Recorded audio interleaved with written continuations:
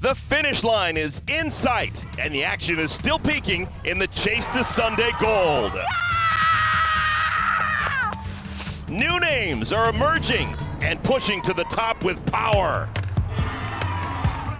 while familiar faces continue to dazzle with unlimited ability, making every pitch, every swing, and every moment count.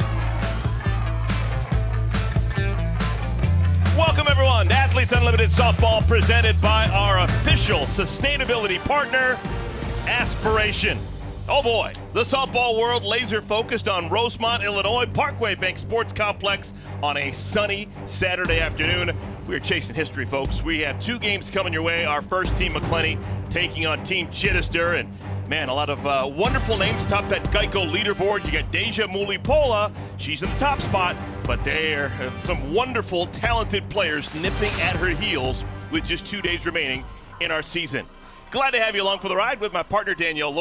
I am Eric Collins. This is the final week of the third season of Athletes Unlimited Softball.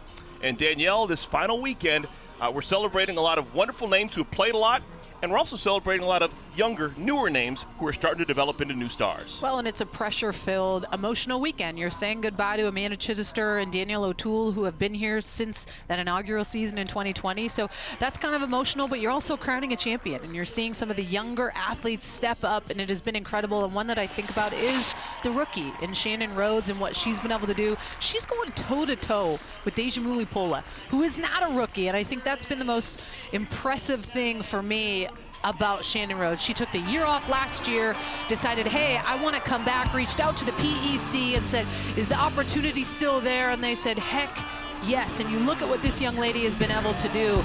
The last 5 games, 6 bombs, 2 of them coming last night, 8 ribbies, 10 runs. She has been dynamic. You want her on your team. You want her to step into the batter's box and change the game on one swing, and that is what she has been able to do. And another player that I really think about, who is just, like I said, I'm sad to say goodbye to a player like Amanda Chidester, but the legacy that she has left on the game and here in Athletes Unlimited is special. And 2 for 3 yesterday, and it's kind of one of those moments where you're like, man, I hope we get an opportunity to see Amanda Chidester hit a bomb in every single game before she closes that chapter. And last night, we got to see it. Waited on changeup from Alyssa Denham. Took it left center field. Special moment, especially knowing she's only got 2 games left to play. Doubleheader today, doubleheader tomorrow, and Season 3 of Athletes Unlimited Softball Championship season will be in the books. Third member of our crew is Key Michael. She will join us throughout the course of the afternoon. She has access that no one else does, so that's always something to look forward to. A lot of energy in the ballpark this afternoon. You see Danielle O'Toole with the sunglasses on. This is the final weekend as a professional for her. She's with Team McCleney. She's wearing a microphone, so we'll get a chance to listen in to all of her interactions throughout the course of the afternoon.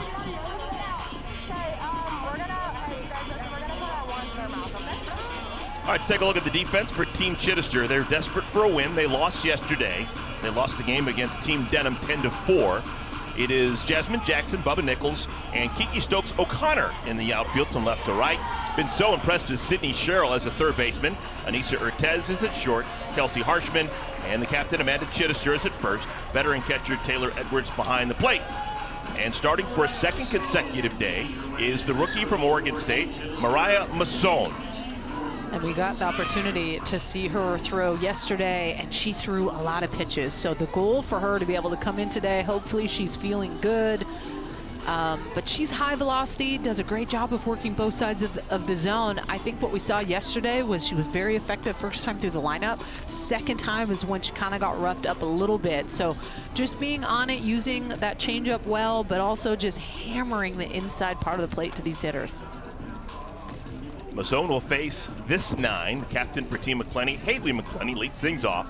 Shannon Rhodes, man, currently 5th on the leaderboard. She's got 8 homers to tie Deja Mulipola for the lead in the league.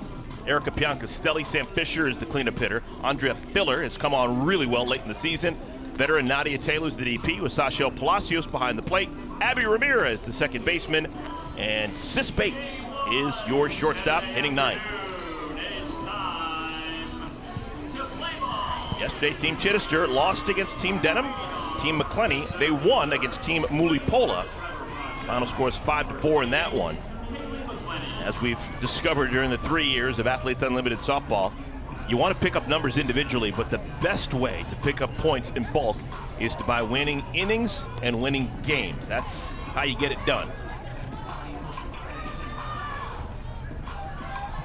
75% of your leaderboard points come from winning games and winning innings, and that to me is a big breakdown, and these women know the importance of executing and finding ways to win the innings, and almost more important to win innings than winning games. If you win every single inning, that's 70 points for everyone on your team, and then on top of that, the 50 for the win points. Haley McCleney leads off our ball game. All-American from Alabama. McCleney began this weekend tied for 3rd on the leaderboard. She begins today 4th on the leaderboard, 4th out of 60 players. Leads the league with 19 hits and 48 at-bats.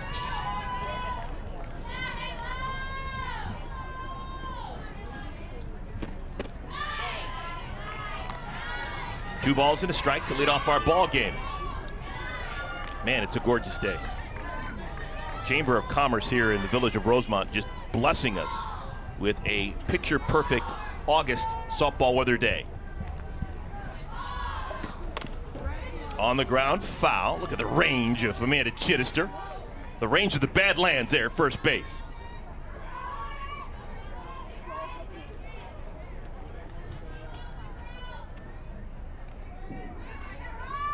Four pitches into the ball game, and we've seen that good velocity from Masson. She's touched 69.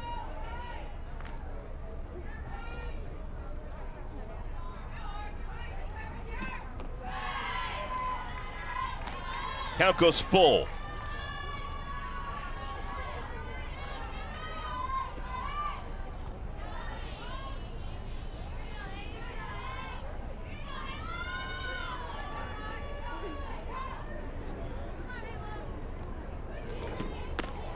Chase to pitch maybe out of the strike zone. First out of our ball game, Masson strikes out McCleney. And here comes Shannon Rhodes. This was a pretty cool little spray chart, and it just kind of goes to show she's even across the board. And you don't technically see a lot of right-handed hitters that are going to center field to right field. You'll see a lot of pull to that left side. So really impressive spray chart of just hitting different pitches, going to all fields. And she's the real deal. Does not seem like a rookie. She has hit in every game she's played in here in Rosemont. 13-game hitting streak. Bit of a promotion. Lineup changed from yesterday to today. She was in the 3-hole yesterday. Went 2 for 3 with those 2 homers. Now she's hitting second.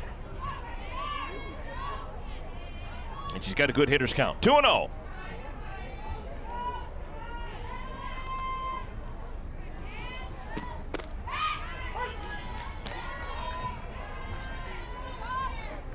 Interesting to note, Rhodes leads AU in total bases, 46 total bases. You add up all the singles are 1 and doubles are 2, homers are 4, that kind of stuff. She's got 46 total bases. That leads AU, but she's way down the list on walks. Pitchers are continually pitching to her. She's only walked 4 times so far in 13 games. You figure with the type of numbers and the batting average and the power that maybe she'd be pitched around, but that hadn't happened so far. Yeah, a little bit surprising for sure. Maybe it's the rookie card and someone saying, I'd rather face Shannon Rhodes than a Hannah Flippin or... Oh, and there you go. There's walk number... That's not a 2-2 pitch. That's why she doesn't walk a lot.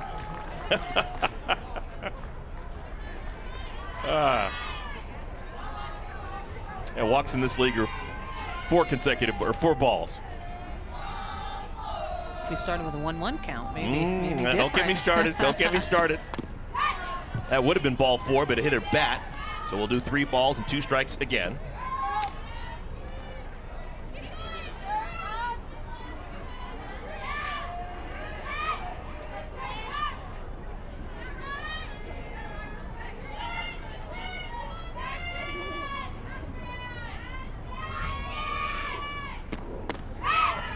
there is the walk to Shannon Rhodes. It's hard to walk her. Her 5th walk of the season, and a runner aboard with 1 out. It's really good lights from Shannon Rhodes at a 3-2 count. This is a screwball low and in. I really like that pitch. I like that spot by Masson, but not able to get that pitch called for a strike. Here's Erica Piancastelli. Piancastelli beginning today, 9th out of 60 players on the leaderboard. Batting average of .333 with 3 homers, 10 runs batted in. A couple of seasons ago, she had 9 homers. That was back in the 2020 season. That's the mark that Shannon Rhodes is thinking about. Rhodes with 8 homers.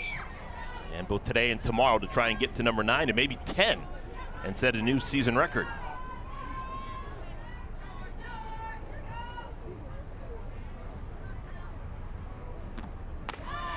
Took something off and misses.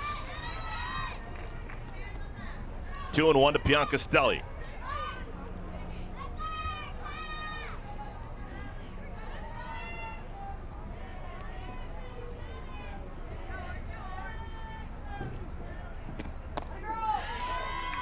That's the one thing we saw yesterday with Masson in the circle, just continuously falling behind these hitters and then having to battle back.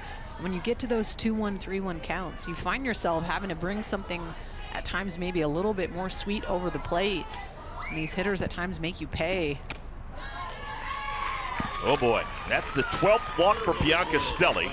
Back-to-back walks, Rhodes and Piancastelli. So runners at first and at second, still just 1 out. And the dangerous Sam Fisher comes to the plate. Love this, just so much energy. She's just been not only one of my favorite players to watch in Athletes Unlimited, but just in her career. She has this contagious energy about herself. She's always passing that on, spreading that on, and I think the biggest thing that she's able to do is she makes people laugh. And when you can have a teammate where they keep it light, they keep it fun, they're a competitor, makes it a little bit more sweet taking the field with someone like that. It's the exact same situation she was in the first inning yesterday. 2 runners on, and she had a homer in the first inning yesterday. A 3-run homer, trying to do it again. This one a gapper, left center. It'll go off the wall. Rhodes will score. Piancastelli being stopped at third. It's an RBI double for Sam Fisher.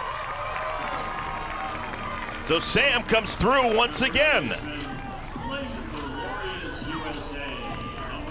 And that's back-to-back opportunities in the first for Sam Fisher, and she's hacking at the first pitch. Turns on this inside screwball, does a really good job of being able to get it. This is not a bad pitch by Masson, but Sam Fisher was in attack mode right out of the gate. It's back-to-back walks to Rhodes and Piancastelli. She knew she was going to get something, and she turned on it. Real nice season for Sam Fisher. That's her 10th run batted in. Team McCleney trying to win this first inning. Runners on at second and third, still just 1 out. Andrea Filler, the batter. 1 ball and 1 strike to Filler.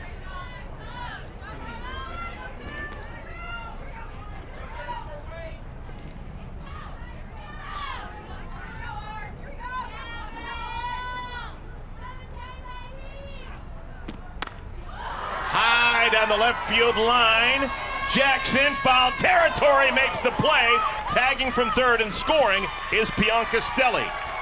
It's a long sacrifice fly off the bat of Filler, and the lead is now 2-0 for Team McCleney.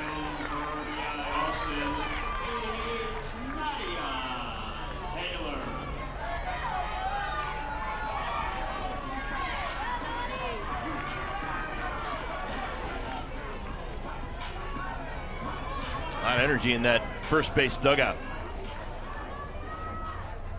6th batter of the first inning, Nadia Taylor.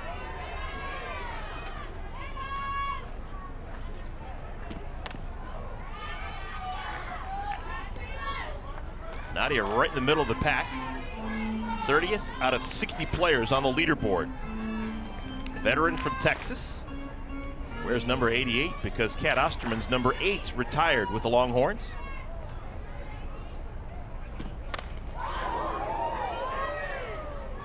Vicious 0-2.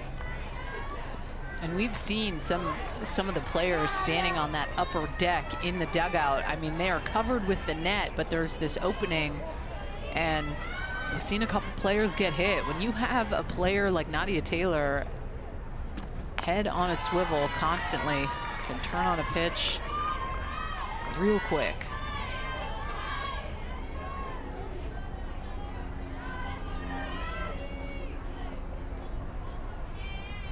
Runner on at third is Fisher. And Taylor chases the pitch from Masson. That is out number 3. But 2-run score for Team McCleney here in their top of the first inning. When we come back, Team Chidester, they're heading to the bat rack. Boom. Strikeout Masson, clutch, needed it.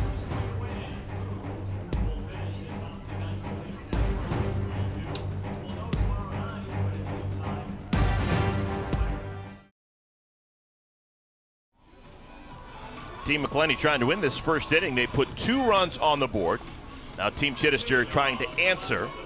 Starting pitcher for Team McCleney is Danielle Watson, getting an opportunity. Didn't see her yesterday, so this is her first opportunity in week 5.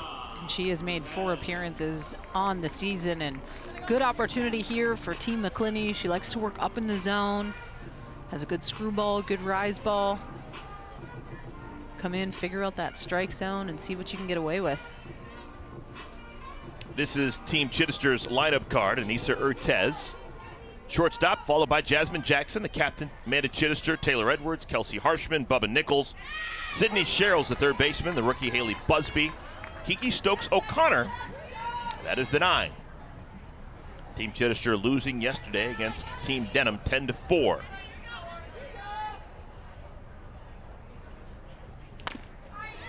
Urtez fouls it off her front leg. I think that one hurt.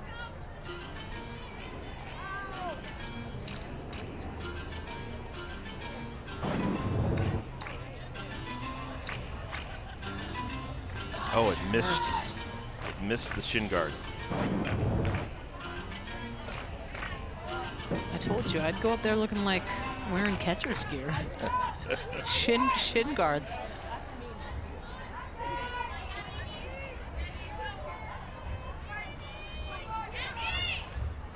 Oh, and 2 to Urtez.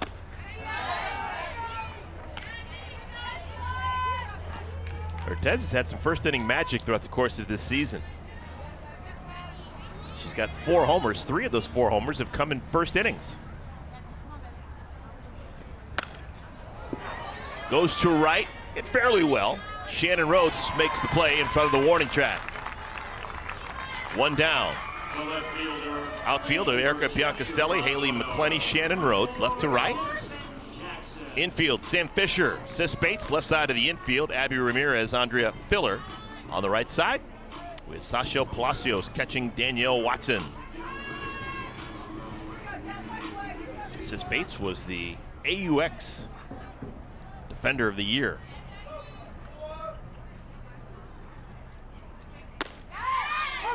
Jasmine Jackson.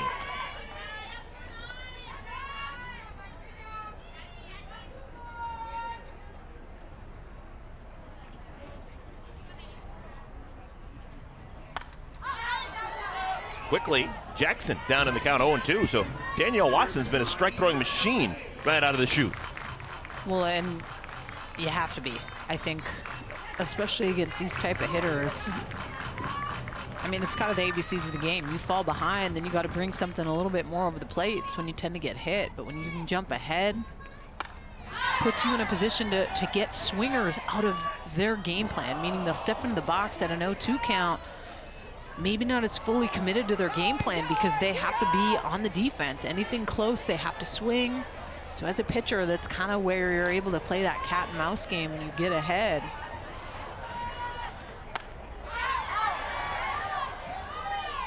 Yeah, Watson's from not too far from here. Danielle from Osceola, Indiana, which is the South Bend area, Mishawaka. Started her college experience at Louisville before transferring to play for Lonnie Alameda at Florida State. A couple of years there, 2021 Women's College World Series. Little soft humpback liner. Second baseman Abby Ramirez runs it down. 2 down. 2 down, bases clear, and Amanda Chidester swinging a hot bat will come to the dish. Waits on the change, and Amanda Chidester for me is a hitter that she steps in the batter's box with a game plan. If she wants to sit on that changeup, she's very patient, and she can. At times you can get her swinging at pitches maybe way out of the zone, out of character for her, but she really goes in with a plan and purpose of what she's going to do, what side of the plate she's going to attack, and has the ability to cover both sides of the plate really well. Watson has started every batter with strike 1. Into center field. That's a wicked line drive that makes it about 210 feet into center field, but McCleney makes the play. 1-2-3 first inning. Good job for Team McCleney. They win the inning. This is the final week as a professional softball player. Amanda Chidester, we are celebrating the great Chitty Chitty Bang Bang all weekend long.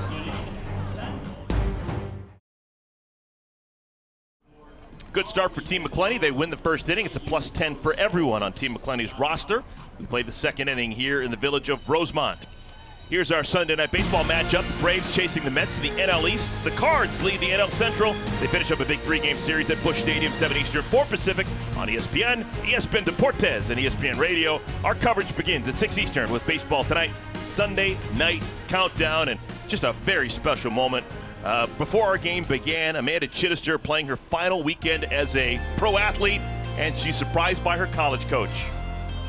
Hey, Aww. Carol Hutchins showing up at the ballpark to honor one of the greatest to ever play, not only in Michigan, but in the Big Ten and all of college softball. And she is here right now, going to join us with a chair chat. Carol Hutchins, extraordinary week for her, just stepping down early this week as a longtime head coach at Michigan. But Coach, you wanted to come here. Hutch, you wanted to come here to honor Amanda Chidester. Why was it so important to you? Well, I've got 4 kids in this league, and honestly, every one of them are the why we coach. All of us, we love our people, but Amanda Chidester has been. She's a Michigan woman, one of the greats, and her career has been phenomenal. But all I can tell you is she is one of the most phenomenal people I've ever met, and she's only gotten better and better. And we always talk about how passionate she is, but really, she just exudes her passion. Just really proud of the person she is, and all of her accomplishments. She's just one of the best people.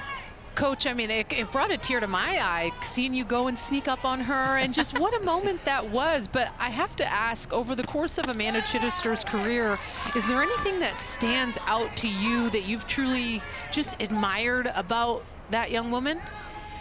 Yes, there's, I think more than anything, besides, if you even put aside the fact that she's one of the best humans on the planet, watching her become an Olympian.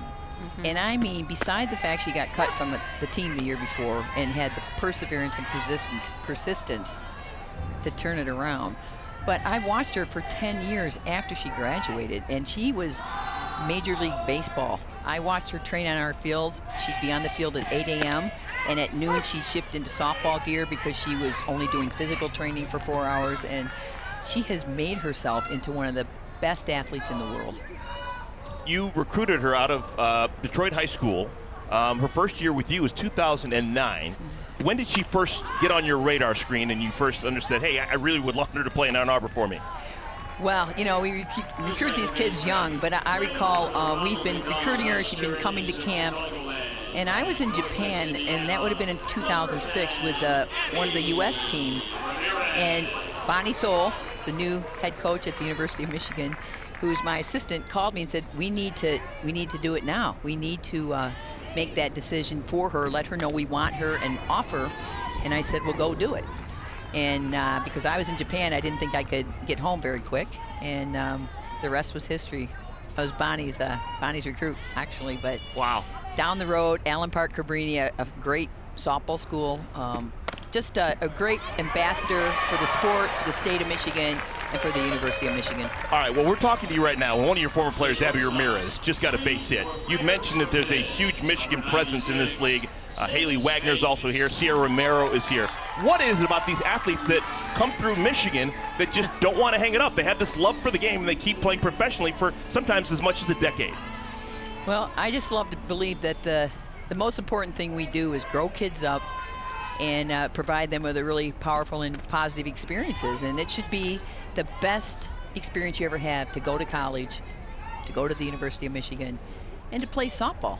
And these kids, that's why we have been great over the years, because we have kids like this that are passionate and love to play and love to be a part of something bigger than themselves. They all make me really proud. I mean, I'm one of the proudest people you'll ever meet, and I got to surprise them all, and I love surprises. It's been a blast. Coach, lastly, I just want to know your thoughts on this league. I mean, you've seen different women's professional leagues. You've been over in Japan. You've seen it all. But what do you think about Athletes Unlimited? I'm over the moon about it. It has been, I just want to see it continue to grow and provide the opportunity for these athletes to pursue their passion after college. And the point system, which we tried to use some of it in practices, and our kids loved it. I struggle to keep up with how it all works, of course. I got people for that. I think it's a fantastic idea that's come to fruition, and I just can only say that let's keep it growing.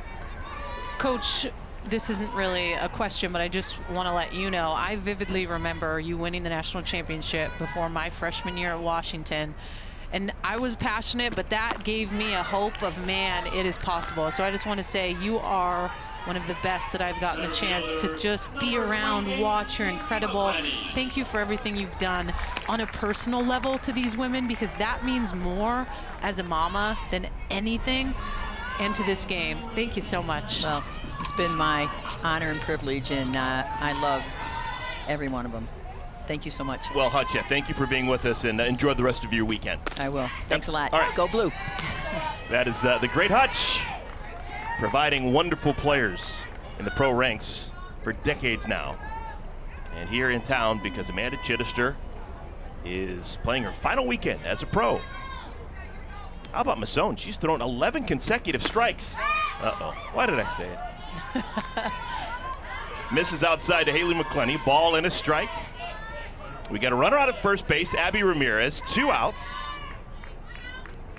Mariah Masson trying to put a 0 on the board after giving up 2 runs back in the top of the first. On the ground hard, right to Cheryl. Sydney Cheryl stands her ground and throws out McCleney. Side is retired. Opportunity for an inning win for Team Chidester if they can put a run on the board. It's not just Amanda Chidester hanging it up. Also, Danielle O'Toole playing her final weekend. We will talk about the career of the left-hander from San Diego, Danielle O'Toole, as our game continues.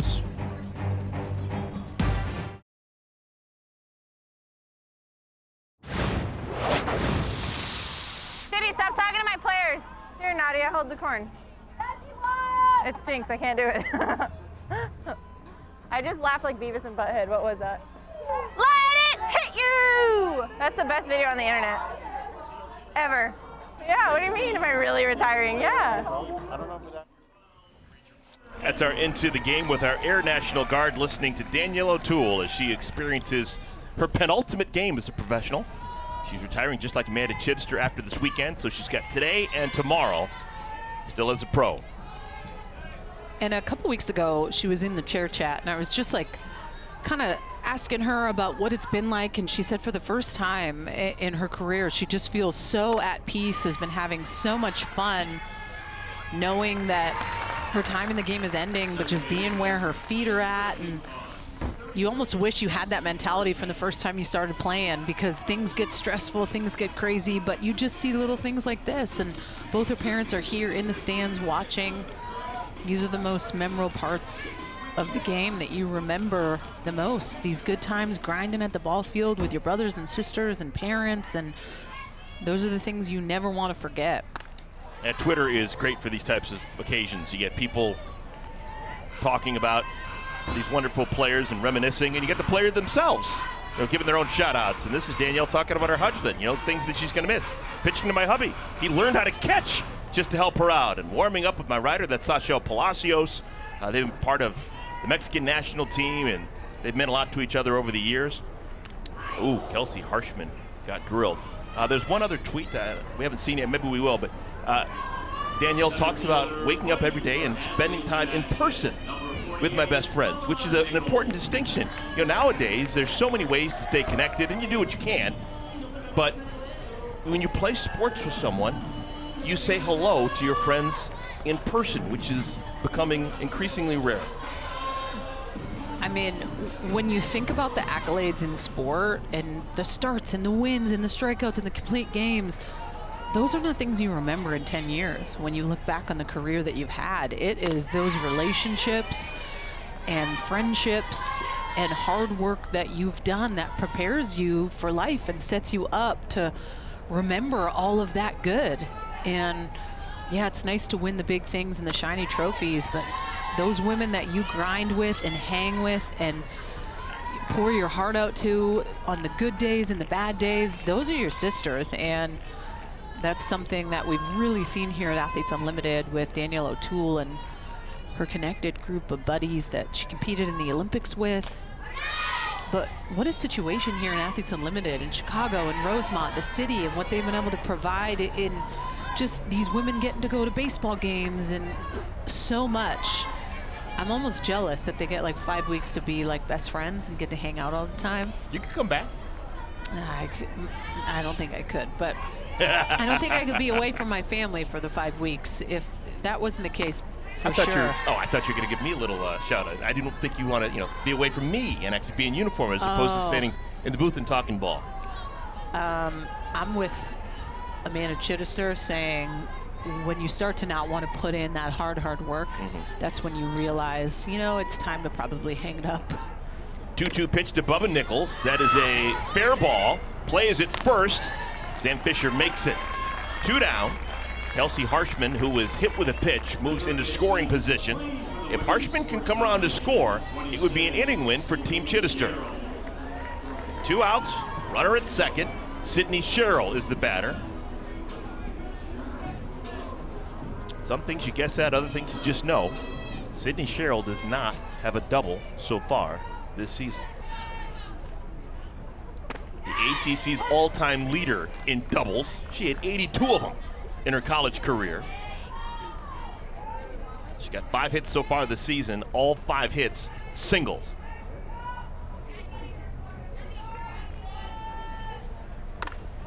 That's gonna score a run. Harshman around third, the throw! She's saved! Throw to second, not in time.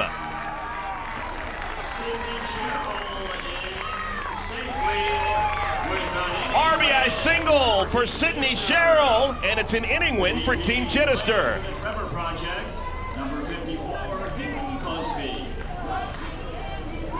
And Sydney Sherrill and Danielle Watson know each other well, played together at Florida State, but she does a really good job of staying on plane with this screwball on the outer half.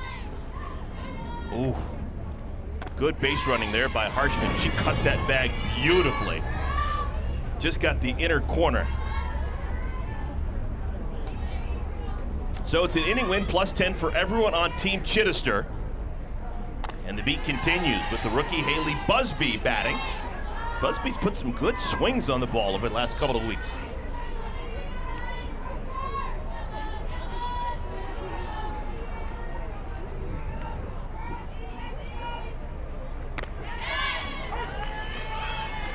Ball and 2 strikes to Busby.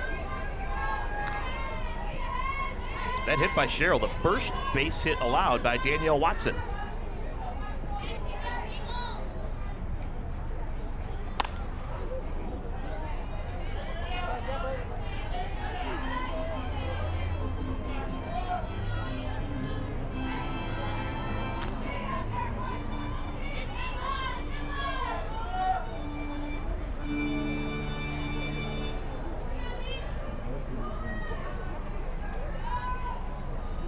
Busby, the 8th batter in the lineup for Team Chidester. Half swing, One hopper to the first baseman, Filler. Steps on the backside, retired. An inning win for Team Chidester. +10 for everyone in that third base dugout.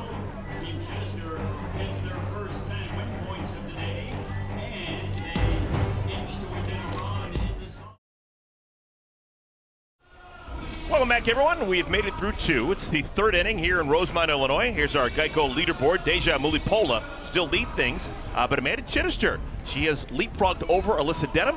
Chitty is now in the number 2 spot. 50, what do that mean? 46 plus 20. 66 points behind Deja Mulipola. Athletes Unlimited on ESPN is sponsored by Aspiration, the global leader in sustainability as a service.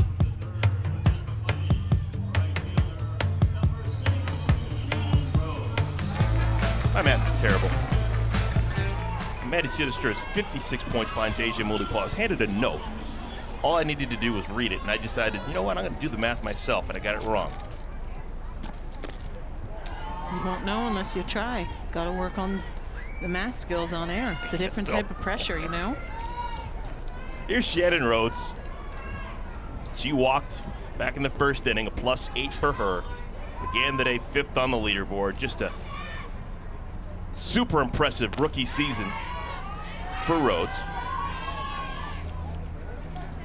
As long as she keeps the beat up, she's going to hit comfortably over 400, and she's got a chance to be the batting champion. Again, today hitting .419. Of course, a walk is not an official at bat, so she's still at .419. 18 hits and 43 at bats.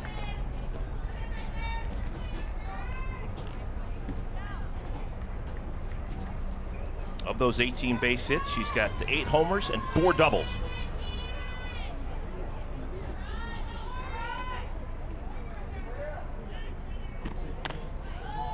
What do you notice when you see Rhodes in the batter's box?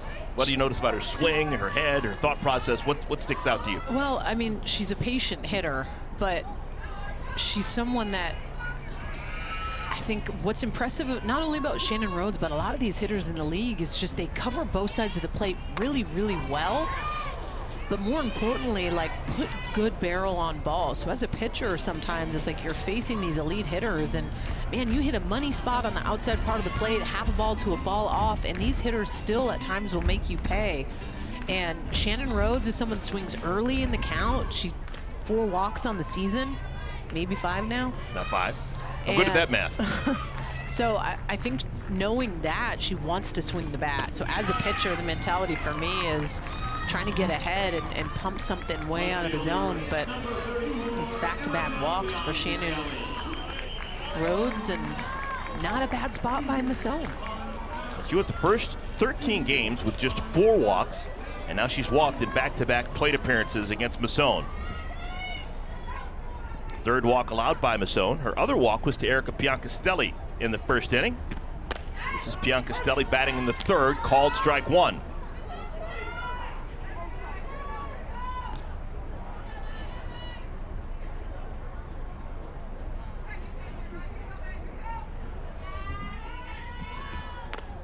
All right, we're getting that point in the season, Danielle. Shannon Rhodes, if she feels comfortable, well, it's just not easy. You're running against Taylor Edwards behind the plate, who's got a cannon. But you got to get greedy. You know, it would be, if she could pick up stolen base, that's a +10 if she feels comfortable about it. She's got a chance of winning this entire thing. Any point she can get is just gold. Remember, there's not a coach here telling her what to do. It's if she wants to run, she can run. Well, the only thing that I look at here is just Kelsey Harshman and how close she is to second base. Both those middle infielders are pinched towards the bag. You see where Kelsey Harshman is there. That's almost an easy route for her to get there in time to be able to beat Shannon Rhodes. And those are just little things. Like, of course, you're someone that when you get on first base, you feel confident enough that your speed can get you there, but we also know the repercussions of if you get caught stealing. It's minus points. Correct. And that's just kind of maybe that cat and mouse game that you don't want to play. You give yourself +8 for that walk. Sam Fisher, RBI double back in the first inning. Fisher, wow. Last year, 49th. This year, 6th to begin our day. 6th out of 60 players. And this is just a carryover from what she did in the AUX season out of San Diego back in June. Geico leaderboard, your top 10. This year has jumped to the 6th spot. With a nice day yesterday and a good start to her day today.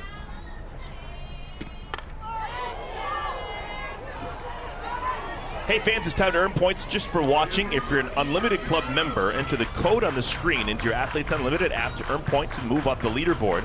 To get the app downloaded today for free and get access to great AU content and experiences all year long. AUSB 14SO. It's your code.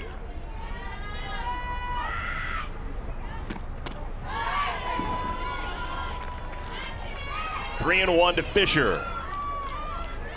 One thing that Sam Fisher really did this offseason was live reps, saw live pitching. And I think that the fact that she put in that time, saw someone consistently, someone was throwing live at-bats to her, prepared her for this season a lot better than maybe it has in the past. There's nothing like live reps. You can hit off a tee, do front toss, but live hit's different. Second walk of the inning for Masson. First and second, one out. Andrea Filler.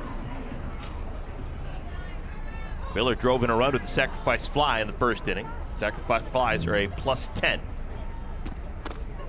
I think that may be a swing. The captain, Amanda Chidester, said, can we appeal that? And it is, it's a swing.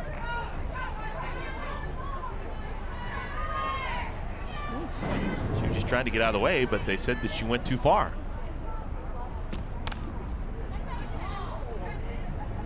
Cheryl's so good. See how she just casually kept her foot on the bag?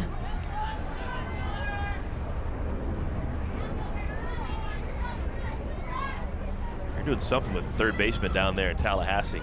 Jesse Warren and now Sydney Sherrill. An abundance of riches. Popped up off the screen.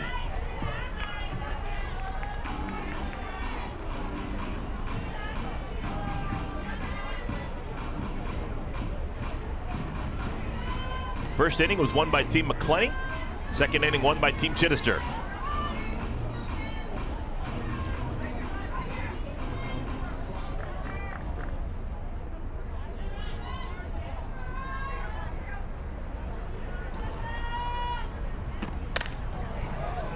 That is going to be a force out at second. That was a ball that had so many possibilities because you didn't know if Harshman was going to catch it on the fly or on the hop with the spin. You didn't know if it's going to spin away from her. She's able to get the runner out at second, but runner's now on at the corners with 2 outs.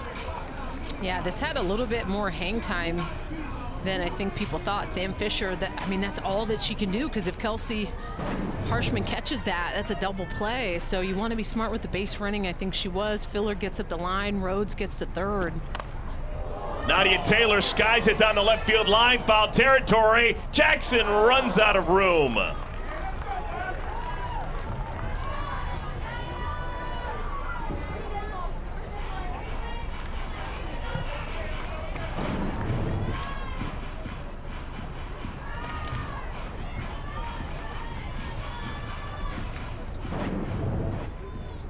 Nadia, first time out, struck out to end the first inning.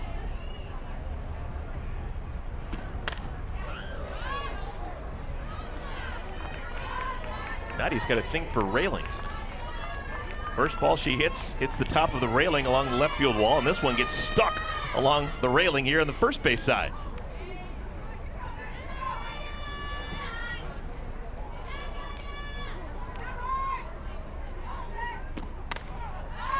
High pop-up. Who wants it? Urtez makes the play. Good job by Masson to get out of that pickle. She walked the pair, but leaves runners on at the corners. Chance for Team Chidester to win another inning. Earlier this week, legendary Michigan softball coach. Hey, Hey, Lauren Lappin. That is softball royalty. She's in the house. Giving the hutch. Wow. It's really fun, cool, regal names in the world of softball in our building today. WNBA playoffs, they roll on Sunday afternoon. A pair of Game 1's best-of-5 semifinals. You got the Aces taking on the Storm, 4 Eastern, 1 Pacific on ESPN. And then the Sun taking on the defending champion Chicago Sky at Eastern, 7 Central on ESPN2. Both games are also available on the ESPN app, so you can watch anywhere. All right, we got a new pitcher. Maggie Ballin comes in. Ballin will pitch this bottom of the 3rd inning for Team McCleney. Rookie from San Diego State. Hey, we're going to talk to Danielle O'Toole right now. Tooley's joining us for a chair chat, and this is the final weekend as a pro for Danielle. And Danielle, thanks for spending time with us. Thanks for letting us into your life, and man, thanks for getting a chance to watch you for a better part of a decade now. How you feeling? I'm pretty good. It's fun day. Was it a little bit off topic? Was it kind of a cool moment getting to see Hutch surprise Amanda Chidester? I mean, Yeah. that was a special thing, right? Absolutely. I heard it was a secret, so like I heard she was coming. I was like, ooh, Hutch is gonna be here. Like I think she's an incredible woman. So like I actually gave her a hug before the game. Just said hi and just she's incredible. She's done so much for our sport. Danielle, I mean, this is the last weekend that you're going to play. Your mom did an interview with Key Michael yesterday, and your husband and family. Like, talk about just what that's like, knowing that your favorite people in the whole world are all here getting to watch you play for your very last time. It's pretty special. I think they weren't able to come out for the rest of the earlier in the season. So just kind of having them all here, it really just fills my heart, and just like it just shows like everything that I've done for this sport. Like no matter what, like I'm gonna be done and have this sport still and have my family. And like I always talk about like that self-worth and knowing that like my sport doesn't define like who I am, and like my family will love me no matter what. So to have them here is pretty cool. Oh, wow. Kiki Stokes O'Connor gonna have extra bases. Go. Come on. And she'll stop at second with the leadoff double. Good pick. You're good. No, you're good. Danielle, has this week felt any different? I mean, knowing that it's kind of the last week of practice, and there's something special about knowing that it's your last. Have you tried to soak up all the moments throughout the week heading into your last 3 games? Yeah, definitely. I actually was more emotional during this week than I was last week, but in terms of like anxiety emotions, I was worse last weekend. I don't know how I'm going to feel tomorrow. I'm sure you could probably tell me, but I'm good. It's been tough, but I think I'm ready. Sis Bates throws out Ortez at first. That's the first out. Stokes O'Connor has to remain at second base. Yeah. Knowing that tomorrow is going to be your last start most likely, tell the young pitchers out there, like, what is your method to the madness the day before a game preparing? Like, are you someone that likes to kind of lay in bed and visualize hitters? You like to watch video? Like, take these little kiddos into what gets Danielle O'Toole ready to rock for a game. So when I was younger, and even before this year I've taken a really different approach. But before, I like to make sure I have like a little bit of a routine. I love music. Music is something that's really important to me. It like gets me going or calms me down. Or so I do have like a separate playlist that I have. Make sure that I'm like eating well. And I do like a lot. Oh, nice. I do like a lot of video. I love video. Just like I think that it's an answer to a test. So just being able to see somebody else or watch a sequence from somebody else, or remembering what I did, like even in the game yesterday, I didn't have a great game yesterday, but just like going out there and just trying to compete and just remembering like, okay, last time Sid hit a line drive this way, or she grounded out, or somebody grounded out this way. Just trying to like keep all that in your brain and like kind of go back through it is really, really important. Well, I mean, the game is going to miss you. I'm going to miss watching you compete. It kind of stings for a little bit, but I feel like you're so much at peace with this decision that you're going to remember more so the hangouts with Palacios and Ortez and your people than the wins and losses that we have in this game. So I just want to let you know, big fan of you and what you've done, and enjoy it, man. Enjoy this next phase of life. You deserve that. Thank you. I've been taking pictures, like mental pictures of everything. I feel like I've really just kind of like opened my eyes. And last night I came onto the field, like right after I signed autographs, I came on and I stood on the mound and I just kind of like looked around, and like like what an incredible time this is, like for everybody. And I think that like when we're in it, it's so hard to like be able to see that, because like you just kind of have tunnel vision. And right now I'm open to everything. And I think like how incredible this is, like what a career I've had. And it's been amazing to watch like Maggie and like Mariah and D-Wad and all these rookies come in and just be willing to learn. And like I'm leaving knowing that they're gonna be here and they're gonna make this sport better like I did. So it's been nice. We're looking at your family right now. We're looking, it's just the joy and the respect and the honor that you have played and given everyone associated with that O'Toole name. So it's been such a special run for you, and we've watched you every step of the way. San Diego State, Arizona, playing for Team USA, the Mexican national team, National Pro Fast Pitch, and one of the inaugural members of Athletes Unlimited. Man, it's been an absolute joy to watch you just progress as a human being. Thank you. That's kind to hear. Thank you. Oh, nice. Oh my goodness. Sister! Hell yeah, sorry. Oh my gosh. Sis is incredible. She's a game changer. Just remember that. Sis is a game changer. Oh, look how happy she is. Love that. Okay, I'll see you guys later. See you, Danielle. How about Sis Bates? Are you kidding me? God, her range, and her body was taking her towards the bag, and then she still finds a way to get to it and double off Jackson O'Toole. Oh, this is great. Can't paint a prettier picture.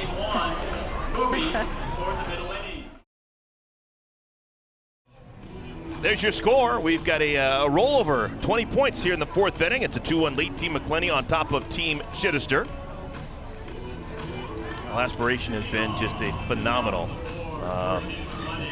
just planting trees everywhere. 10 runs, every run scored, 10 trees are planted by Aspiration throughout the course of this softball season. Heading here into week 5 already, 2,430 trees have committed this season thanks to Aspiration's support. And man, what a play by Sis Bates. An inning-ending double play, snagging a line drive before it hits the ground and then doubling off Jasmine Jackson at first base. I feel like the weeks that I've been here broadcasting, 2, 3, 5, the defensive plays, I feel like you've kind of missed out on them. Oh.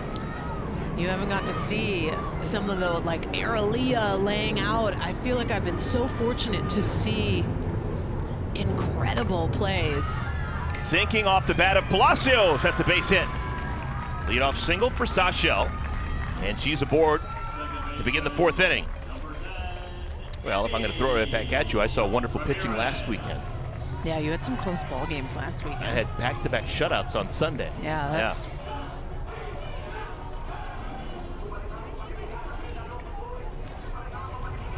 I did see Lily Piper make a throw from her knees, though, last weekend. And with the French kiss at the end, yeah. Yeah. The chef's kiss at the end. Yep.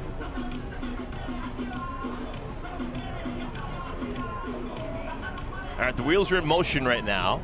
We're going to have a pinch runner at first base. So Palacios will be lifted. Nicole Rangel Mendez will come on and run. Abby Ramirez is the batter, and Ramirez handles the bat as well as anyone here at Athletes Unlimited. I'm expecting a bunt.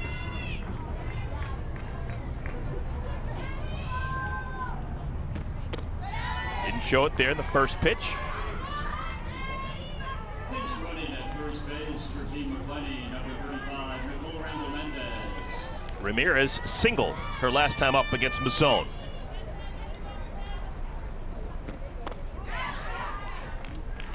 .65 miles per hour. 1-1. And this is kind of one of those tricky parts of the lineup where you're facing a speedy triple threat in Abby Ramirez, and then you have Sis Bates as well that can drop that bunt, has a great slap game, and then McCleney. So this is kind of a pick your poison situation, speed after speed after speed.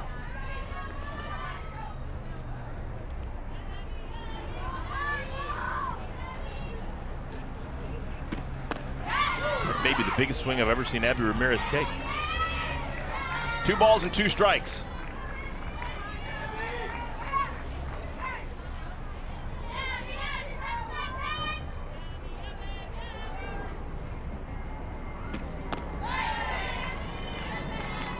3-2. It's been a problem for Masson. Pitch count getting up there. She's thrown 72 pitches. She hasn't recorded an out yet. We're in the 4th inning. She's gone to a full count 5 times. On the ground, Hertez to second for 1.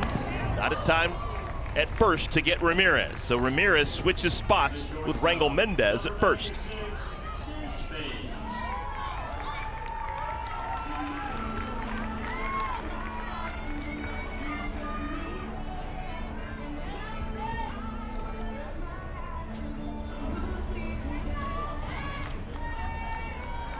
Here's Sis Bates, defensive star an inning ago. Down low.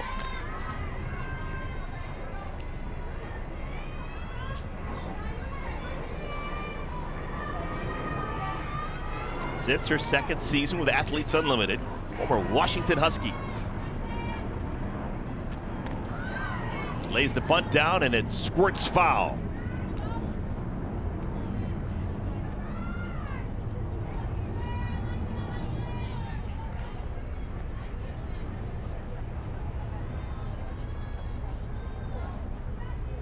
I think the big thing here with Bates, keep the line moving. Try and get Abby Ramirez in the scoring position, because on deck is Haley McCleney, who is as due as she's ever been. It is rare for McCleney to go multiple games, consecutive games without a hit, and that's what she's looking at right now. Was hitless yesterday, did draw a couple of walks, but she's 0 for 2 so far in our ball game. Batting average is now below 400, which is something you basically never say about Haley McCleney. On the ground, Masson, the backhand, in time to just get Sis Bates. 2 down.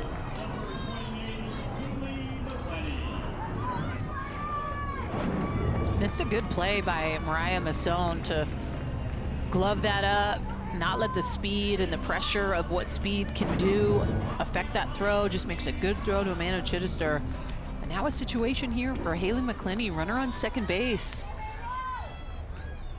Base hit puts them in a position here to potentially win the inning if they can score Abby Ramirez. There's 20 inning points on the line, rollover innings from the 3rd. Dating back to last weekend, Haley McCleney is hitless in her last 8 at-bats. It's unheard of. She's due, in a nutshell.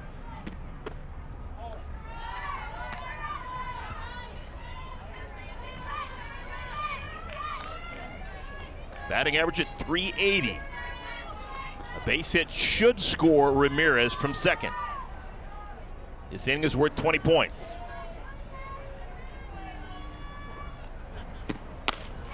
Good pitch.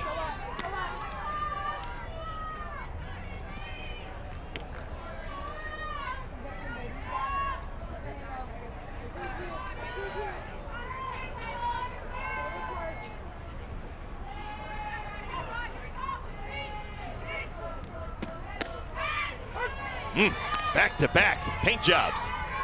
Well, if I'm Masson, I do not forget the strikeout on McCleney in that 1st inning. And that was expanding the outside part of the zone and kind of using that screwball tailing away, had got her swinging at maybe a pitch that she doesn't normally swing at. But if I'm going in, I'm going low and in, or I'm going to stick away. In and out of the catcher's glove. Talk about the grind of professional softball, the highs and the lows. Earlier this season, Haley McCleney had a stretch of 10 consecutive plate appearances in which she reached base safely. Well, now she's on the other end of that spectrum. 0 for her last 8.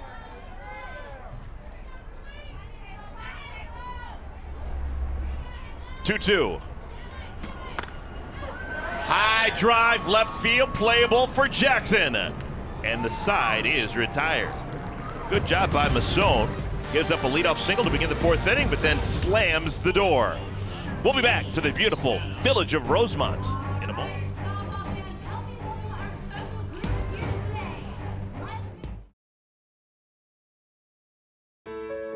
Chidester hammers it. Center field. Gone. Chitty, chitty, bang, bang.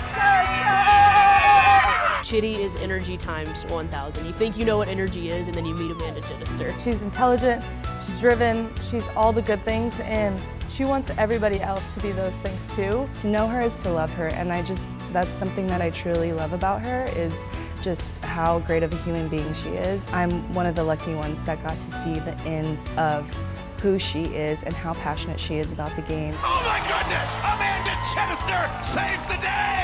The game is going to miss that optimism, that shining light, that just constant chittiness. Like, chitty should be an adjective. Like, you know what I mean? Like, I'm going to miss her a lot. She is so set in what she's done for this game of softball, and I think it's inspiring to hear somebody talk about their journey and be content with it. Chitty's like, nope, I've done this, like, I'm good, and she should be. Just because she's retiring doesn't mean she's going away anytime soon. She's helped the youth so much throughout her years, and she's going to continue to do that through her work after retirement. Whatever she decides to do, she's going to be a champion in. Well, that gets you like kind of in your feelings. All the feels. Softly off the bat of Taylor Edwards, Abby Ramirez throws out Edwards. That's the first out of our fourth inning. Inning win is on the line. Should Team Chidester score here, it would be a plus 20 for everyone on Team Chidester. Amanda Chidester, her final weekend as a professional player. And it's fitting that she's doing it here in Chicago as a pro player, playing for the Chicago Bandits, wearing that same orange color on this same field. Back in 2019, was named the National Pro Fast Pitch Player of the Year. One of the greatest professional seasons ever, 2019. Amanda Chidester right here at this ballpark. Well, and you heard Coach Hutch talking about her grind and commitment to wanting to compete for USA and getting cut from Team USA. And that year with the Bandits, she was the home run champ. You could not deny her an opportunity to be a big piece to that puzzle for Team USA. And it's the behind the scenes stuff. Like, and I don't know Amanda Chidester as well as maybe some of these women know, but what I really loved about her journey was how open she was with posting a lot of her stuff on social media. So her workouts and commitment to the nutrition, and would really kind of let you in on that stuff. And that's a game changer, and that really completely transformed her game. And even hearing Coach Hutch talk about 3 hours she's on the field doing the physical training and conditioning and all of that, and then at noon she's transferring it over to do the skill set of what the game is. That's hard to do day to day, especially with maybe not knowing if you're even going to get a chance to compete in an Olympics. I admire that work ethic. Even though I had to compete against her in the Olympic Games, I was so happy. Oh my goodness! Sis Bates, how do you do? She's everywhere! I think there's 9 Sis Bates on the field right now. I mean, she's putting herself in a spot to maybe trying to win that Geico Defensive Player of the Year. Are you kidding me? Sis Bates, it's back-to-back SportsCenter potential top 10s. Just a joy to watch her play defense. Bubba Nichols next in line. I'll tell you, Bubba, don't hit it anywhere close to the good old number 96 in purple. Find someone else.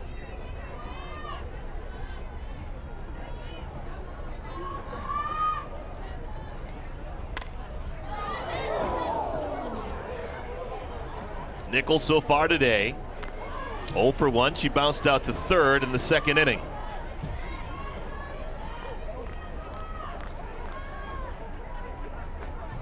Nichols got power, 3 homers, 12 runs batted in. Maggie Ballot pours it over. Ball and 2 strikes. Ballot came out of the pen an inning ago, gave up a leadoff double to Kiki Stokes O'Connor, but then got bailed out on the double play turned by Sis Bates to end the inning. Now she gets the first 2 outs here in the 4th. Single for Nichols right side. That's what she can do. Hits it hard everywhere on the diamond. Number 26, Sydney Sherrill.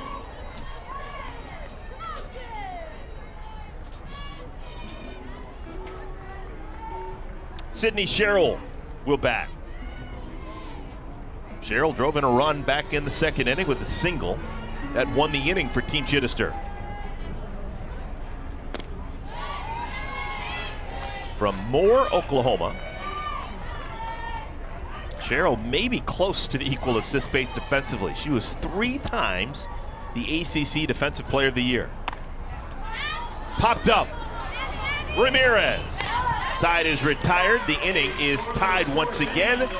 This next inning will be worth 30 for whoever wins it. 2-1 game as we enter the 5th.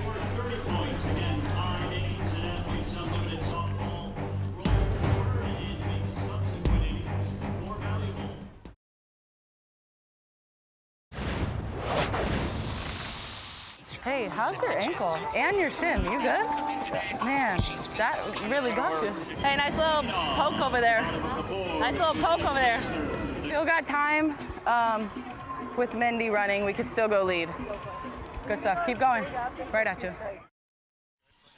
Hey, that's Taylor Edwards behind the plate, getting a chance to listen into her interactions with not only the umpires but the players. Real fun stuff. And this half inning, we're going to talk to the veteran catcher. She can hear us right now. Taylor, how you doing? I'm doing great. How are you guys? Hey, fantastic. It's remarkable. Whenever we listen in, your conversations with everyone on the diamond. Is it possible to be an elite catcher and not just have great communication skills? You know what? No, you can't. You have to be communicative. You have to talk to everybody. That's how you get trust, vulnerability, and the best out of somebody. Just communicating. So yeah, I just communicate with everybody. That's why you're one of my favorites, though, because you know that's the key to having playing well and good relationships. But what I want to know is the umpire. Is his ankle okay behind there? He got crushed. He took a real sharp one yesterday. I was like, man, that one's tough.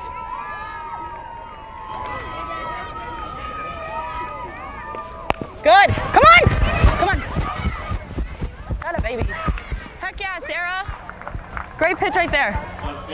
That's a big out. Shannon Rhodes is retired with just 1 pitch from Sarah Gronewagen. That's a huge out. Taylor, talk to me. I mean, obviously there's a lot going on this weekend. O'Toole and Amanda Chidester, you're fortunate enough to be on that team. Kind of what's it been like being around those players, knowing you're going to be saying goodbye to them? Give me 1 second. Good. It's definitely going to be sad. I mean, Chidi and Julie, they both bring so much energy, but it's in different ways. Chidi's so loud up there on the field, loud with her bat. And then Julie is just so zoned in, locked in. Good! Hey! You guys, I'm telling you, it's something about the mic and this IFB, I'm telling you. 2! But no, yeah, the game is definitely going to miss, I'm getting goosebumps, it's going to miss Julie and Chidi because of the preparation and hard work and just the relationships they have personally put in to this game. Yeah, we're going to miss them.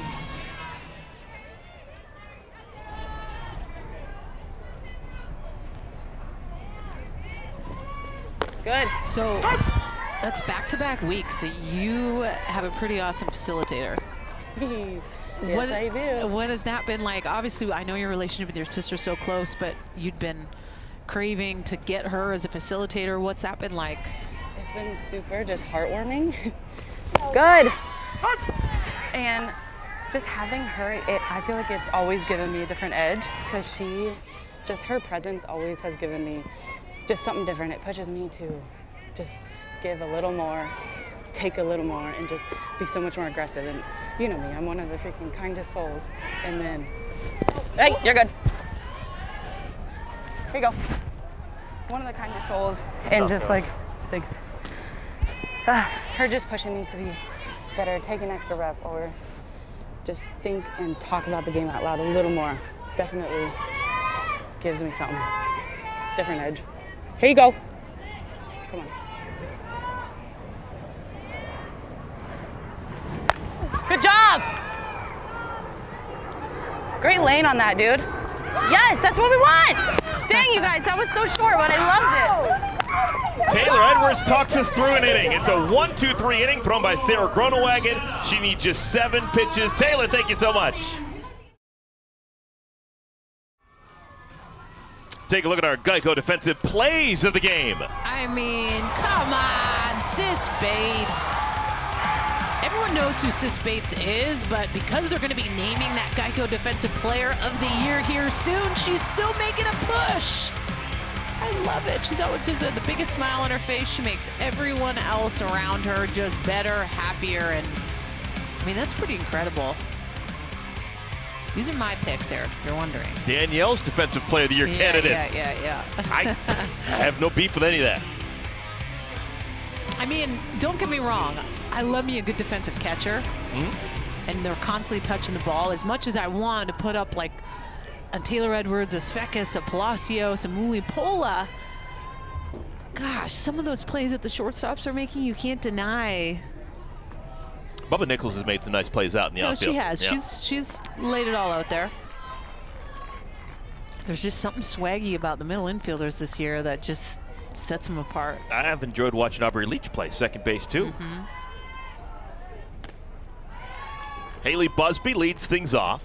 Bottom of the 5th inning. This is a 30-point inning. The 3rd inning was tied. The 4th inning was tied. If Team Chidester can score just 1 run, it would be a plus 30 for everyone on the roster. Busby batting against Maggie Ballant. First time that she's seen Ballant.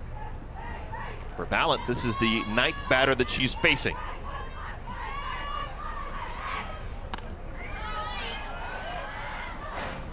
After Busby, Kiki Stokes O'Connor, and then the top of the order, Anissa Urtez.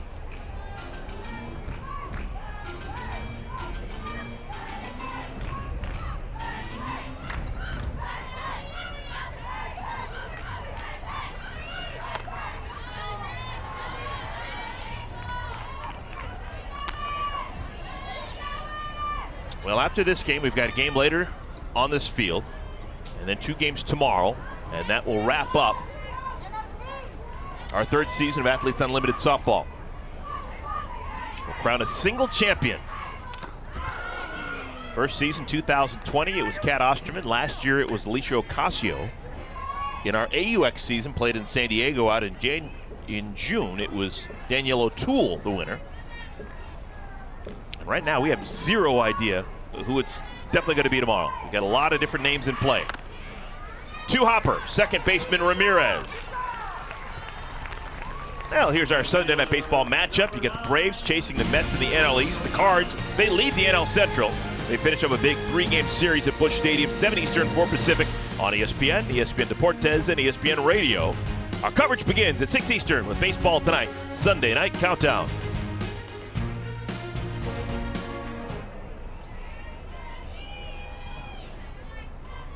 Here's Kiki Stokes O'Connor. O'Connor putting the uniform back on this summer before a big part of her life will start in the fall. She is the head coach at Kansas City. Used to be University of Missouri at Kansas City. It's now just called Kansas City. It's a big opportunity to coach Division I as the main signal caller. She'll be the head coach at Kansas City.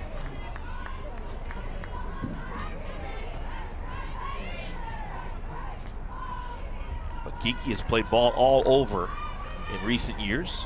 She's from Olathe, Kansas. You remember her as a college player at Nebraska between 2013 and 2016, but she played National Pro Fast Pitch. She played pro ball over in Italy. Got a bunch of players who could make that claim. Got married this summer. Had been Kiki Stokes. This is their first time playing professionally as Kiki Stokes O'Connor.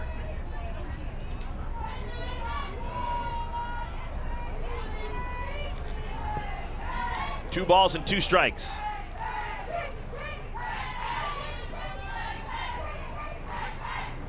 I think Maggie Ballant has come in and done a really nice job, hitting some great spots, using her fastball, has good wiggle on her pitches. But to me, at times, Ballant has just been spot on with that location when she commits to a spot. That's a dirty pitch. That down and in pitch at a 2-2 count has good wiggle. It's moving down. It's on the inner half. It's not missing over the heart of the plate. This is a really good pitch. Yeah, the way the Ballant is pitched, she's in line to possibly get some MVP consideration. If she can get Urtez out here, it will be 3 shutout innings that she's thrown out of the pen. 2 outs, bases clear for Urtez. 0 for 2.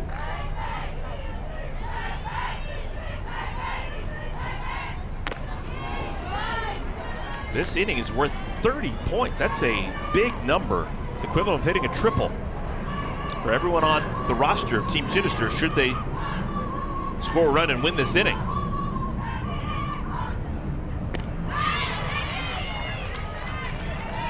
Amanda Chidester beginning the day, 3rd on the leaderboard. She needs points. Doesn't have any points from stats so far today. She's made outs her first 2 times up, even though she's hit the ball hard twice. Lining out to center field and then lining into that double play. A turn by Sis Bates to end the 3rd. But this would be a nice way to jumpstart Chitty's day and give her some points. It would be a plus 30 should they score a run, but they're running out of time with 2 outs.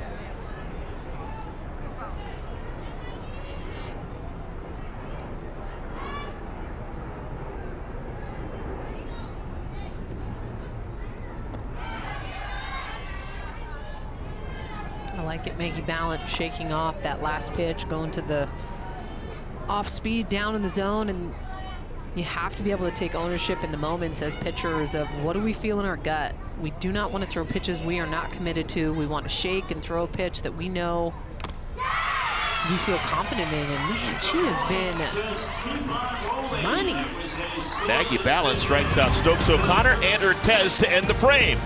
I mean, we're talking back-to-back strikeouts on just very pretty low rise to Anissa Urtez away. Kiki Stokes O'Connor down in the zone. Maggie Ballant making a little MVP push.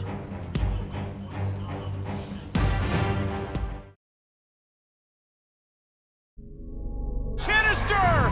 Every bit of it, she hit it off the lights! Chitty, bang, bang once again. One of the best hitters in the world. Softball has been such a huge part of my life. I've loved every second of it, but there's like that piece of me where it's like, I'm ready. Like I've done and completed all the things I wanted to in the sport. Oh my goodness! Amanda Chidester saves the day! Woo!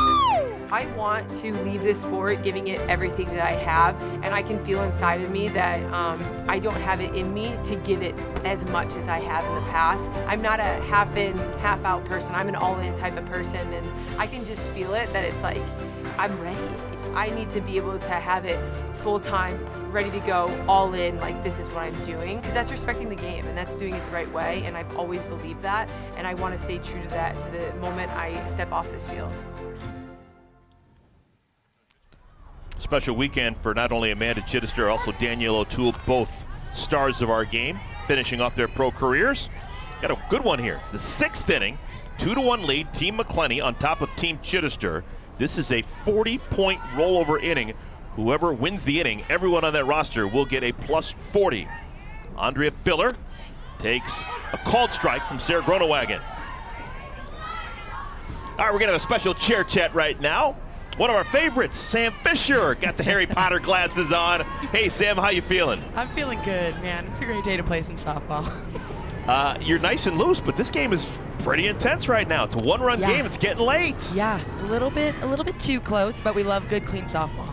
Sam, talk to me a little bit about your best friend. I mean, this has to be an emotional weekend just for everyone. We're closing a chapter on one of the best to ever do it, and you're closer than her than most even get that chance. So talk about your best friend and just all of it. Honestly, I think I'm more emotional than she is about it. She's at peace, you know. It's been really fun to watch her be proud of herself, and I know that that's the emotion that she's really feeling is just pride, because she's done everything she set out to do, and there's a reason for that. She's worked her butt off, she's put everything into it, and you know, personally, she's challenged me every step of the way to get better, and you know, there's just nobody like her, and the game's gonna miss her. I'm gonna miss her. I don't know what I'm gonna do next year without her. Well, I know that's what I was gonna ask. I was like, hey, is there any chance maybe you can try to get her in that facilitator chair? Oh, I am in her ear. Yeah, we'll see. We'll see. I know, you know, with Anissa gonna, you know, be here, that Chitty won't be far behind. So that part will be nice, just having her around, even though it might be a different role. Talk to me a little bit about week 5. I mean, and with where you're at, I talk a big game about you because I'm a fan, but I think what I loved the most about this year for you is the work that went on behind the scenes and how it's paying off. And just talk about a little bit week 5, how you're feeling. And I you know, what's cool is that the work that I put in the off season was the same work, the same amount of effort. The only difference was adding in that live BP, which I know we've talked about, and that's huge. It's hard for any hitter to get in the off season. It's hard to get that live circle, and so I feel like, especially now that we're in the last weekend, you know, this is Chidi and Anissa's last weekend, just I feel like their piece and their playing free has kind of bled into, I know, me, and just really enjoying the last time I'm going to be on the field with my very best friend and someone like Tuli that I love very much. So it's just it's all accumulated this year, and it feels really good. Sam, has there been anything that stood out to you in season 3 of Athletes Unlimited that's just been a little bit different or good or great? Has there been anything? You know, this has been a really good blend. I really feel like I forgot Shannon Rhodes was a rookie kind of thing. You know, like the blend has been really good, and it's just the softball has been great. So I think, you know, it's all fit together. It's all pieced together really well compared to maybe in past years where it's like, okay, these girls have been playing a long time and these girls are very new. It's really mixed in together very nicely. Sachel Palacios batting. Called strike 1. Well, obviously a phenomenal year that you're having, Sam. You're top 6 coming into today.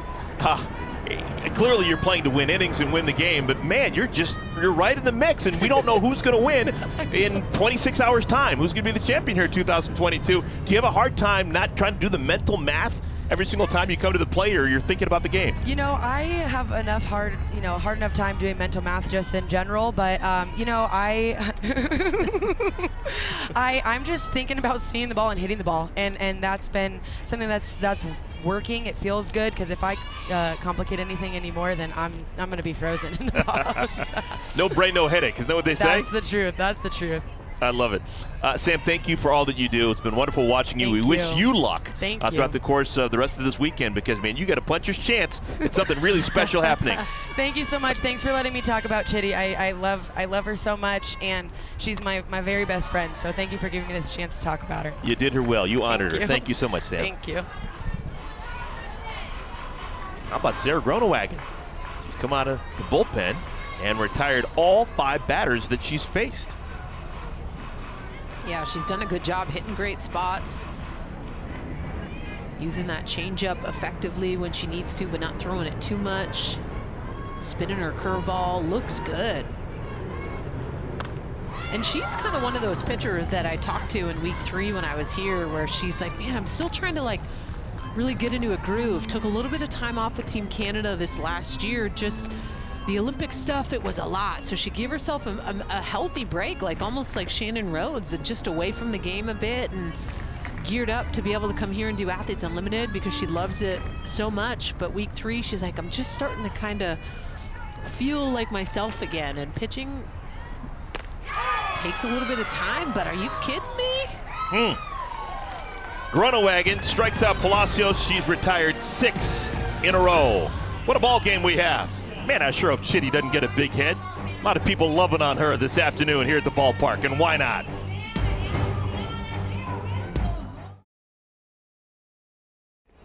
It's a 2-1 ball game. Bottom of the 6th inning, 40 points on the line. Should Team Chidester score just 1 run.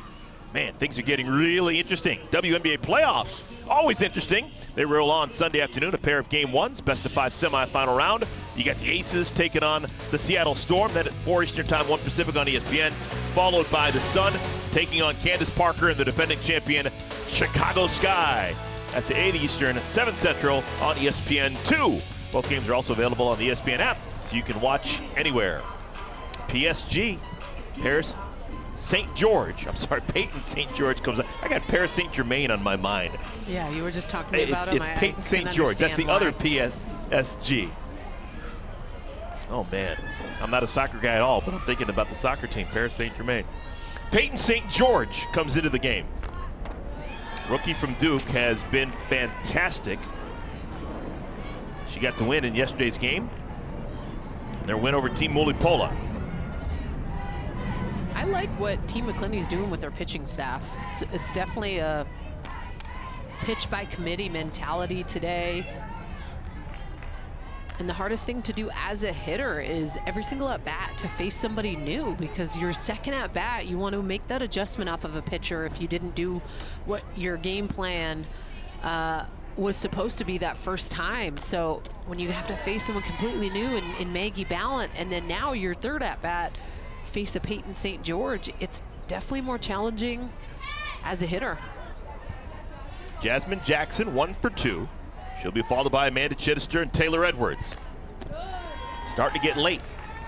1-run game. Team Chidester down a run. Their only run came back in the second inning. RBI single by Sydney Sherrill.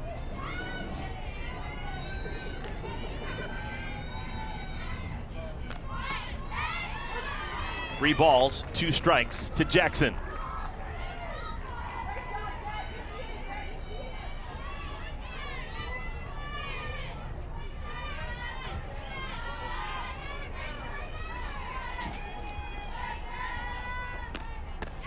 Oh my goodness.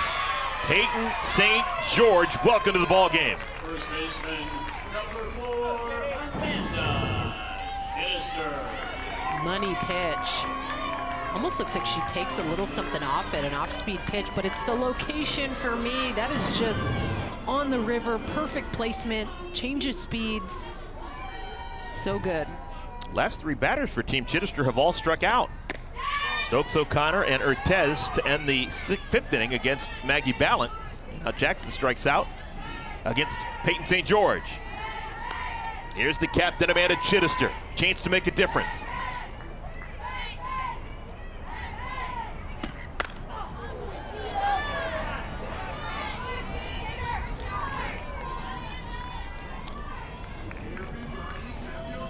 One ball, 1 strike. Tell the story all the time, but this is how Amanda Chidester began every single at bat as a high school player. She's from Detroit, played in the Catholic League, and they call it 3-2 softball. You step in the box, and every single time you start with 1 ball and 1 strike. She's used to this. Down the right field line, foul, ball and 2 strikes.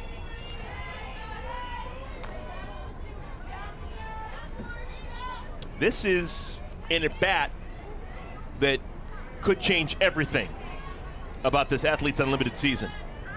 If she hits a homer here, it would be definitely 80 points and quite possibly 140 points. Oh my! It just ate up the third baseman, Sam Fisher. That's not how you're supposed to treat your best friend. Almost took Fisher's glove off. So a 1-out base hit for Chidester. This is a straight tomahawk. I mean, this ball's way up in the zone, Eric. She just hammers this to the left side. Friends off right now with Sam Fisher. It scored a single, so +10 for Chitty. She's still got some frisky legs. Stolen bases, +10. They're trying to win this inning. It's worth 40 points. Fresh legs, but I don't think they're stealing legs at this point. Come on. I don't think so. I mean, it's... This inning is so important. Negative you can't 10? go station to station. -10 for a caught stealing? That'd be bad. You're right. I don't think with Palacios behind the plate, that's a smart move. I mean, who am I? I'd like to see it. I'd love to see it.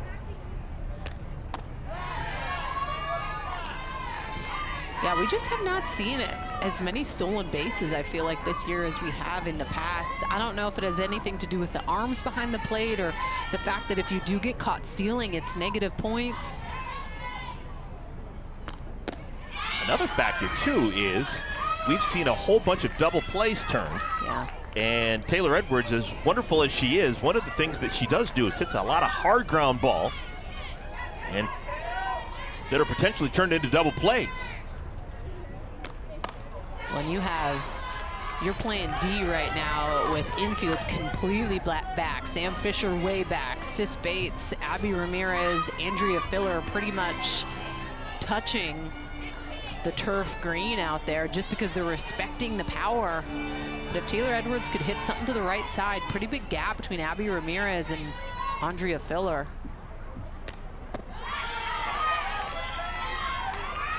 Three balls and 2 strikes to Edwards.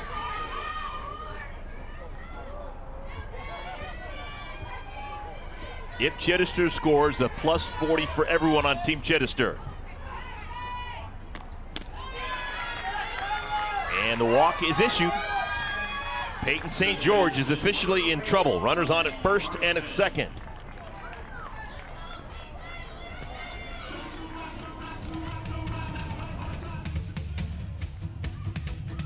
Our game today brought to you by Aspiration, global leader in sustainability as a service.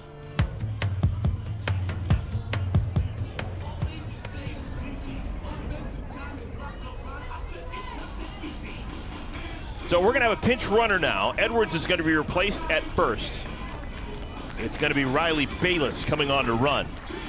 So runners at first and at second with 1 out. Chidester on at second, Bayless on at first, and Kelsey Harshman, who was robbed her last time up, will bat. 72, Riley Bayless, the pinch runner at first base, running for Taylor Edwards. Harshman hit a ball right on the nose that somehow was flagged down by Sis Bates. Harshman is a plus 8 on the day. She was hit by a pitch back in the second inning.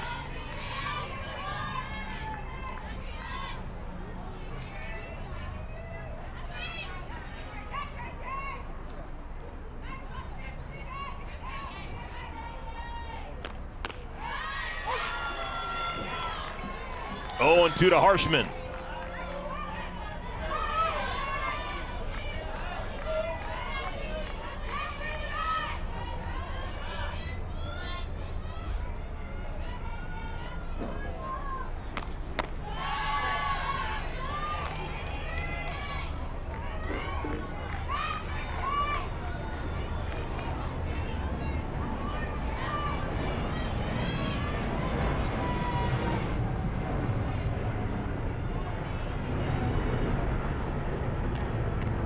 What a pitch. Peyton St. George strikes out the dangerous Kelsey Harshman. 2 down.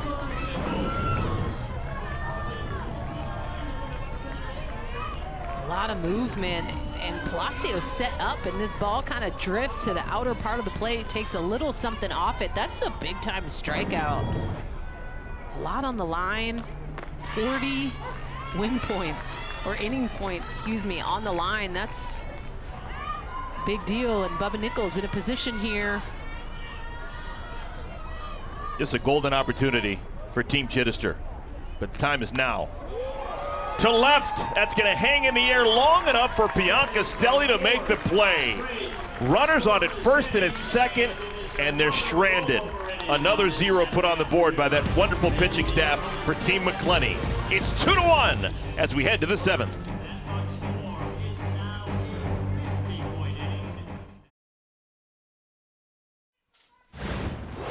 For every run during this year's Athletes Unlimited softball season, Aspiration is planting 10 trees. Heading into this final week 5, 2,430 trees have been committed this season thanks to Aspiration's support. We have got a grand total of 3 runs scored in our game today, and all of it happened in the first 2 innings. You had 2 runs in the first inning scored by Team McCleney on a double by Sam Fisher and a sacrifice fly off of Andrea Filler's bat. The 1 run scored by Team Chidester coming in the second inning on an RBI single by the rookie Sydney Sherrill. Sarah Gronewagen, her 3rd full inning of work. Gronewagen has faced 6 batters and retired them all. In total, Team Chidester pitchers have retired 9 in a row if you factor in Maggie Balance' 4th inning. Popped up off the bat of Abby Ramirez. Bubba Nichols. 1 down. Shortstop. It's getting late. We're in the 7th inning. It's a 1-run game. This inning is worth 50 points.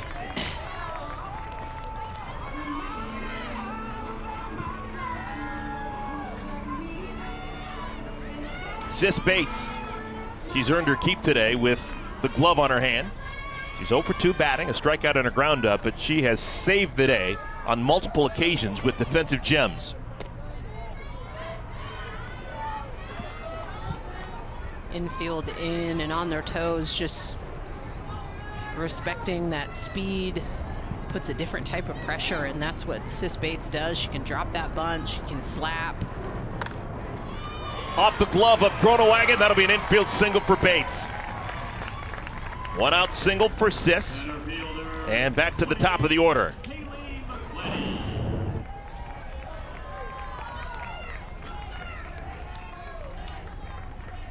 And I think no matter what, that's a base hit all day. I think even if Sarah Groenewegen leaves that to try to give Anissa Ortez a chance, it would have been too hot of a shot up the middle. First base runner allowed by Groenewegen. Bates is on at first for Haley McCleney, who is due. Oh, McCleney, sneak attack, lays down the bunt. Everybody safe. That'll either be a sacrifice and an error or just a flat-out base hit. We'll see.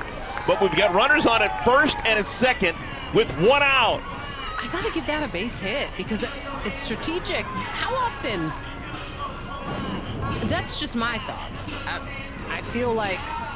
Well, it's going to be the same amount of point value. It scored a sacrifice and then an error on Groenewegen. So the sacrifice is a +10 for Haley McCleney, which is the same thing that she would have gotten if she got a base hit. That doesn't pump up the batting average, but still it gives her an extra 10 points, and it allows the hottest hitter in our ball game a chance to bat. You got Shannon Rhodes coming up here with runners at first and at second. She has got her hitting streak of 13 consecutive games hanging in the balance. Rhodes has hit in every ball game she has played this year in Rosemont. Hasn't had much of an opportunity today. She walked in the first, she walked in the third, and then a check swing ground out on the first pitch she saw in the 5th inning.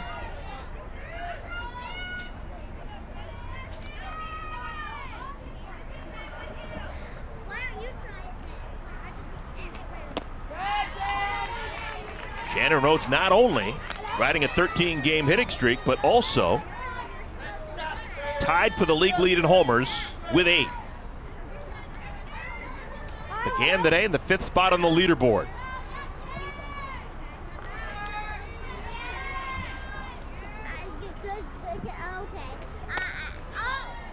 Foul territory. Cheryl's not going to be able to flag it down. All right, I'm just thinking about the possibilities here that if Rhodes hits a homer, 40 points. If they win this inning, 50 points, that's 90. They would win the game, another 50, that's 140. It would either give her MVP 1 or MVP 2. This would vault her up the leaderboard. Are you manifesting it? I'm feeling it. Manifestation is real. Erica Piancastelli, 2020. All right, this is the leaderboard that we reference so frequently. You got Shannon Rhodes, 1,436 points, within shouting distance of Deja Mulipola.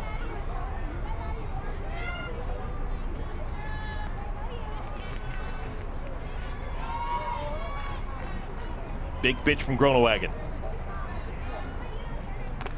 3-2. Oof. If I'm Shannon Rhodes, I think I'm sitting change here.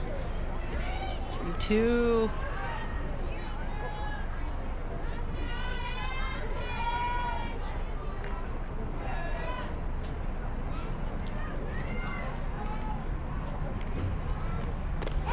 Called strike 3. Groenewegen did it. Oh, what a massive pitch by Groenewegen. Well, and maybe that's why Shannon Rhodes was caught with the bat on her shoulders. Maybe she was looking at a completely different pitch or plan of attack. Maybe thinking change up. But this is a really pretty pitch on the inner half. And this is a pitch that sometimes it's been called, sometimes it has not. But today that inner half has been called consistently for the pitchers. Erica Piancastelli now with 2 outs. Piancastelli is 0 for 2 with the walk.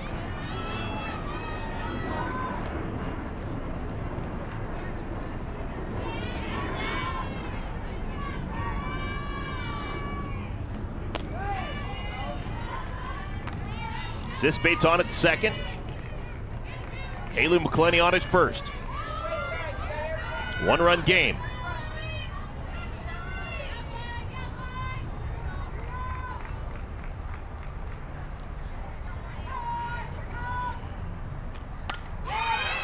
Out of play.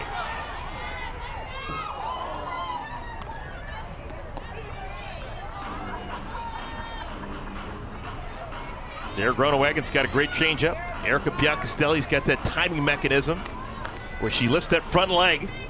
Will Gronewagen try and use it against her with a good change? I think if she keeps it down in the zone, wouldn't be a bad option.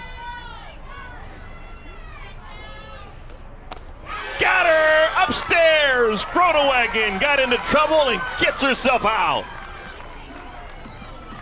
Let's take a look at the Geico leaderboard. Sarah Gronewagen giving Team Chidester all the momentum going into the bottom of the 7th inning. Wow, big opportunity here for Team Chitty. A lot on the line.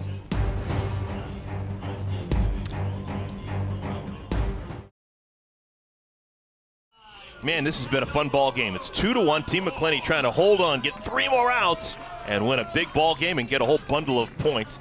Bottom of the 7th action. AU softball fans, would you like to win an autographed ball signed by Rachel Garcia? Well, now you can. Go to auprosports.com/sweepstakes to register to win today. No purchase necessary. Other restrictions may apply. We'll see Rachel Garcia. Team Denham take on Team Mulipola. That's going to be our second game. Deja Mulipola currently in first place atop our leaderboard, but that's going to be in flux. We've got a whole bunch of points that'll be transferred over the next handful of minutes, folks. The bottom of the 7th inning, we've got 50 points on the line. Whoever wins this inning, and remember, whoever wins the game is going to get a plus 50. So a lot of points hanging in the balance. Sydney Sherrill takes down low. Peyton St. George, her second inning of work. The scheduled batters are Sherrill, Haley Busby, and Kiki Stokes O'Connor.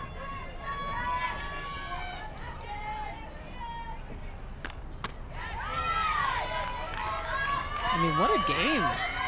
We've gotten the chance to have a tight ball game, lots of zeros up on the board, a ton of rollover inning points. 50. Sherrill pops it up. Left field. Biancastelli makes the play. Yeah, let's just set it up for you. If Team Chidester does not score, it would be 50 inning points for Team McCleney, and they'd win the game. So it would be 100 points for everyone on Team McCleney's roster. If Team Chidester scores just 1 run, it would tie the game, but they would win 50 inning points, and we would have to play an extra inning to try and figure out the winner of the game. If Team Chidester scores 2 runs, they would get 100 points, 50 for winning the 5 innings, and 50 for winning the game. It would be a plus 100 for everyone on Team Chidester. Late in the season, those are huge bumps to everyone's totals. Haley Busby, 1 ball, 1 strike.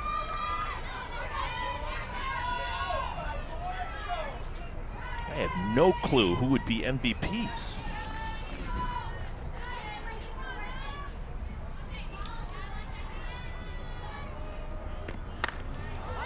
High pop-up. This one may be playable. It is. Ramirez.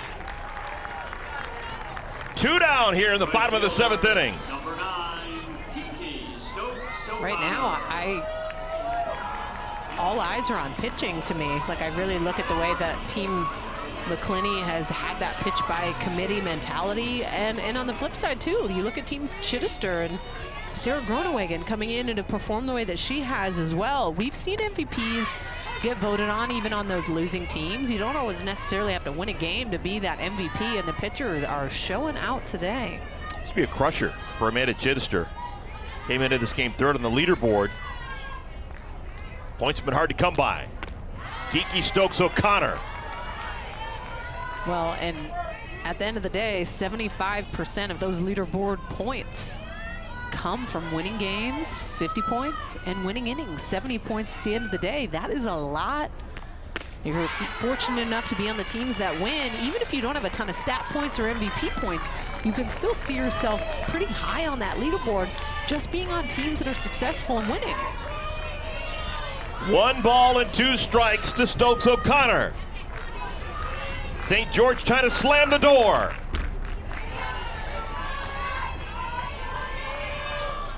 Two and 2. Combination of Watson, Ballint, and St. George has been pristine.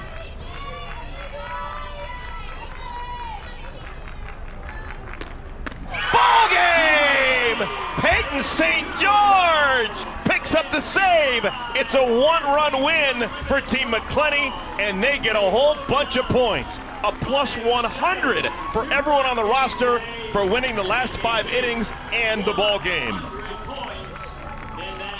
There's your Geico leaderboard. It's about to be updated, and it's going to be plus 100 for everyone on Team McCleney. Wow, Shannon Rhodes is going to make a good push. Haley McCleney going that top spot. Woo! Hey, I'd rather be on the edge of my seat going into tomorrow than fully knowing who's going to win this thing, because then it just makes Sunday a little bit extra. Yep. McCleney and Rhodes, both at that bump of 100 points, are both going to leapfrog Deja Mulipola. There you go. We've got a new leader atop our Geico leaderboard. Haley McCleney, for now, is the top dog, and she's enjoying the view. Sure hope you enjoyed it. We've got more coming your way. Our next game, Athletes Unlimited Championship Softball, fall right here, ESPNU. And we've got Team Denham, Team Mulipola. For Danielle, for Key, I'm Eric. We'll see you in a bit.